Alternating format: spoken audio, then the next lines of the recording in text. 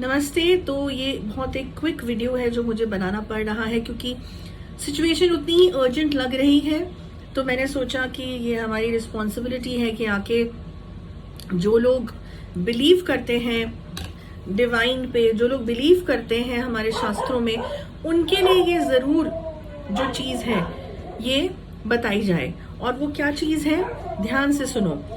मैंने 6 महीने पहले से प्रेडिक्शन देनी शुरू कर दी थी यूट्यूब पे कि आने वाला समय 2025 का अगस्त के बाद और जून जुलाई के बाद जो है वो धीरे धीरे खराब होता जाएगा, असली रूप में अपने आता जाएगा।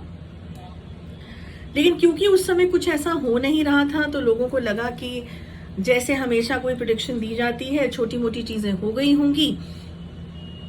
अब देखो, तांडव, जो मैंने एक नाम दिया था वीडियो का कि प्रकृति का तांडव, वही है जो शुरू हो चुका है। अगस्त खत्म हो गया है, सितंबर शुरू हो गया है और प्रकृति का तांडव देखो क्या हो रहा है चारों तरफ, ग्लोबली, पूरे संसार में क्या हो रहा है। इंडिया ही नहीं, इंडिया के बाहर भी।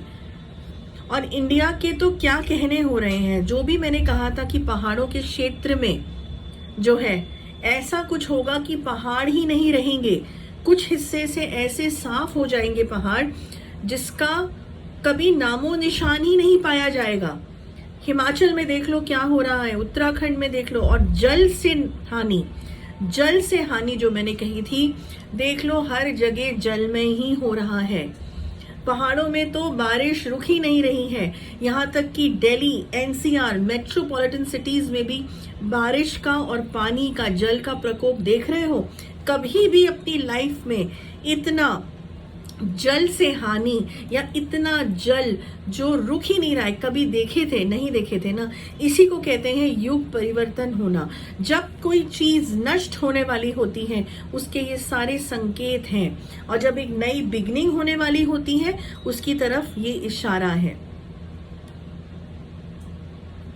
मंदिरों में बैठे सफेद उल्लू से लेके तोते का बैठना, ये सब लोगों ने, कुछ लोगों ने मजाक उड़ाया, लेकिन भविष्य मलिका में भी ये चीज लिखी गई है। हम शास्त्रों की बात कर रहे हैं, हम बात कर रहे हैं अपने वेदों की। आज की टेक्नोलॉजी इतनी एडवांस नहीं हुई है कि उन चीजों को चैलेंज कर पाए। मैं हमेशा कहती हूं, प्रकृति जब अपना असली तांडव रूप दिखाती है तो इंसानी ताकत या इंसानी टेक्नोलॉजी या विजडम, नॉलेज सब फेल है।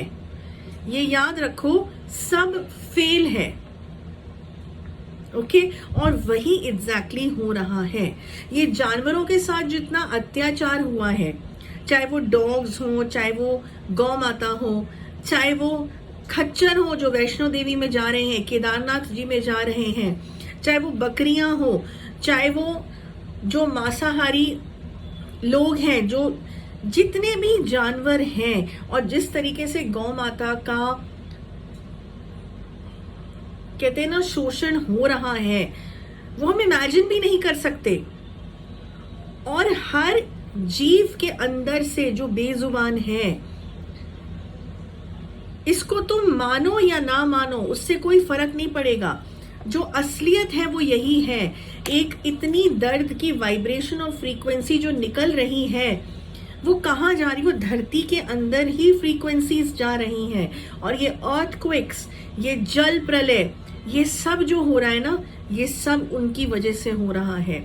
जो इंसान ने डेवलपमेंट के चक्कर में और अपने को भगवान मानने के चक्कर में ये सारी क्रियाएं जो की गई हैं, उसके नतीजे अब शुरू हुए हैं। कोरोना जब हुआ था 2020 में, तो वो एक चेतावनी थी कि अभी भी सुधर जाओ। ह्यूमन रेस के लिए ये एक चेतावनी थी। प्रकृति ने अपने को अपने आप साफ कर दिया था, नदियां साफ हो गई थी, जानवर खुले घूम रहे थे, उन्होंने तो गंदगी नहीं फैलाई। सबसे गंदा रहने वाला जो जीव है वो इंसान ही है, और भगवान तक पहुंचने वाला भी इंसान ही है।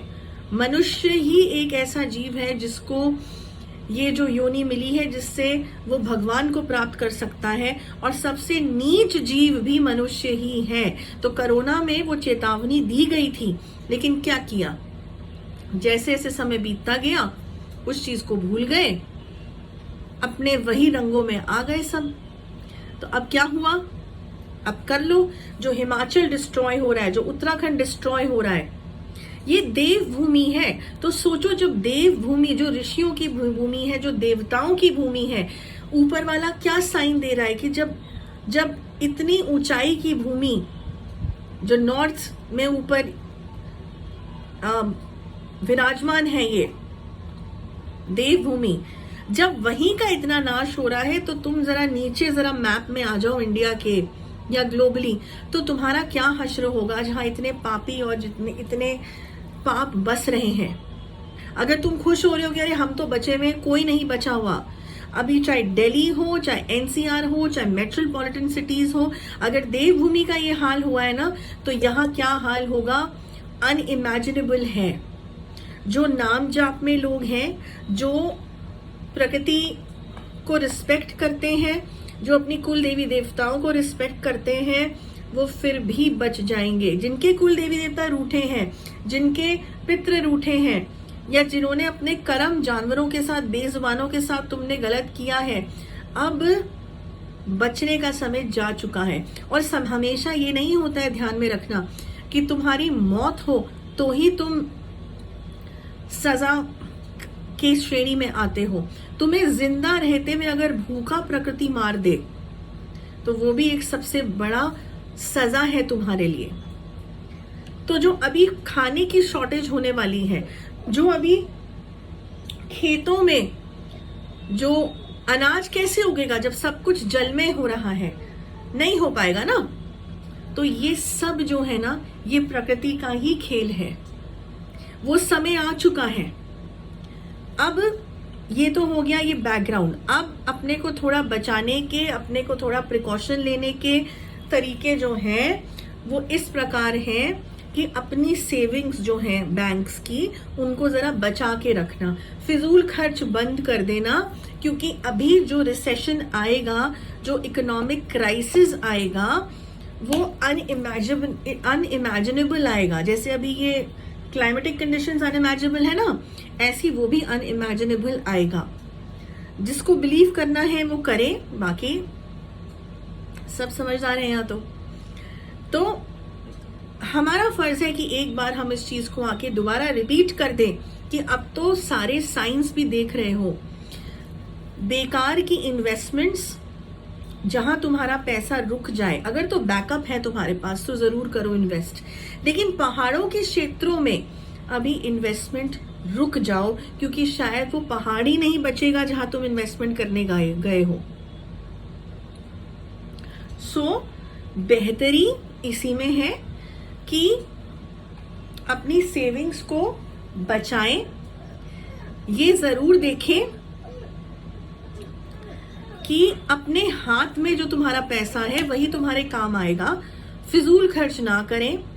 और जो लोग इंडिया से बाहर रह रहे हैं, मैंने पहले भी प्रेडिक्ट करा था कि वो घर अपने इंडिया वापस पहुंचे, अपनी मर्जी से पहुंच जाओगे, सही समय पे पहुंच जाओगे, तो अपने लिए यहाँ पे कुछ स्ट्रक्चर खड़ा कर सकते हो दोबारा से। लेकिन अगर वहां से जबरदस्ती जब भेजे जाओगे और एकदम से भेजे जाओगे, जब तुम्हें समझ ही नहीं आएगा कि एकदम से छोड़ के हमें आना पड़ रहा है, तब क्या करोगे? या शायद आना चाहो और तुम्हें कुछ कंट्रीज आने भी ना दे। देखो, वॉर की स्थिति भी बनी हुई है अभी। इसको मत सोचना कि वॉर की स्थिति खत्म हो गई है। चारों तरफ से तुम्हें अभी ये जो युग परिवर्तन है ना, वो बहुत अच्छे से घेरेगा। नाम जाप करें, प्रभु का ध्यान करें, अपने कर्म सही रखें, जानवरों के साथ ढंग से पेश आए। वो भी जीव हैं, उनकी भी जगहें हैं जो तुमसे सबने छीन ली हैं। फॉरेस्ट में जा जाके अपने घर बना दिए हैं, रिजॉर्ट्स बना दिए हैं। उनके घर छीनोगे तो तुम्हारे घर क्या प्रकृति रहने देगी? माँ रहने देंगी? नहीं रहने देंगी। ये जब तक सोच तुम्हारी समझ में नहीं आएगी, अभी तो ये ट्रेलर है जो हो रहा है, अभी तो देखना भी और क्या होगा। ये जो 3 साल है ना, 25, 26 एंड 27, 25 को तो गिनो ही मत, 28 तक पहुंच जाओ, 26, 27 एंड 28, ये इतने क्रूशल साल हैं जिसकी कोई हद नहीं है।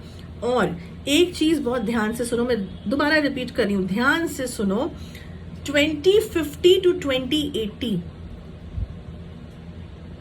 ग्लोब चेंज हो जाएगा। कुछ कंट्रीज बचेंगी ही नहीं, कुछ मैप के साथ जुड़ जाएंगी हमारे इंडिया के। ये सब जो तुम YouTube पे भी देख रहे हो ना, इसको ऐसे ही मत समझो कि अपने व्यूज के लिए लोग बोल रहे हैं। भविष्य मालिका में भी जो चीजें लिखी हैं, कई लोगों ने उसका मजाक उड़ाया, एग्जैक्टली वही सब चीजें हो रही हैं। अपने शास्त्र पढ़ लो, वेद पढ़ लो, उन पे विश्वास कर लो, उनको रिस्पेक्ट दे लो, तो शायद कुछ उद्धार हो जाए। कर्म सही रखो, समझे। और अभी भी जो मैं ये प्रिकॉशंस बता रही हूं, और अगर it's not about being a dog lover, it's not about being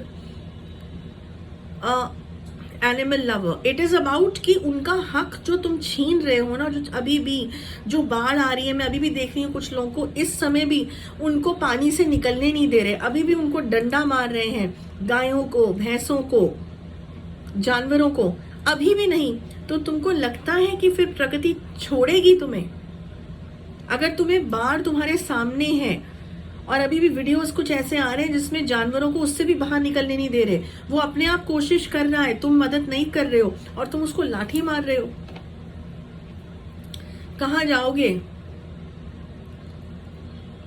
अब तो माँ ने प्रकृति ने अपना रूप दिखाना शुरू कर दिया है। कहां जाओगे, कहां बचोगे?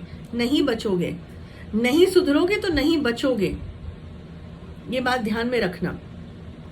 तो ये मैंने एक दोबारा से एक रिवीजन वीडियो दे दिया है। जिन लोगों को विश्वास हो रहा है इस पे काम कर लेना, जिनको नहीं हो रहा है तो उनके लिए भी राधे राधे है, ठीक है।